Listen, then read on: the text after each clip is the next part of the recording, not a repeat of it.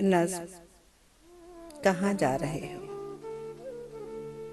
तख्लीकार हैं गुलनाज कौसर, आवाज़ शाहीन काज़मी।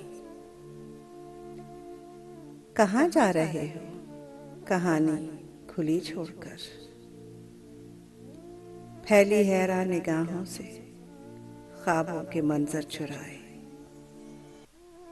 बरसते हुए मौसमों को यूं मुट्ठी में भर के, जुदाई के लम्हों की बोझल सी गठरी उठाए।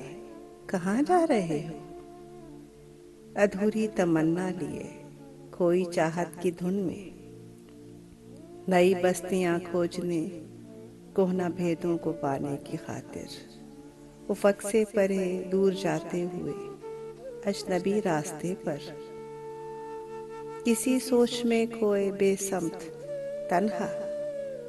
कहाँ जा रहे हो धड़कती हुई शाम की एक साथ को टाले, किसी पांव पड़ती हुई याद से डोलता दिल संभाले, सुलगती हुई रूह में रोती ख्वाहिश को तज कर, चमकते हुए जुगनुओं और रेशम की जानिब, किसी काले जंगल की पिन्हाइयों में, बहुत शोर करते हुए शहर की खाली तन्हाइयों में, बलाखेज अंधी हवाओं से लड़ते, घनी वादियों पानियों से गुजरते, धड़कते दरसते संभलते फिसलते चले जा रहे हो कहानी खुली छोड़कर।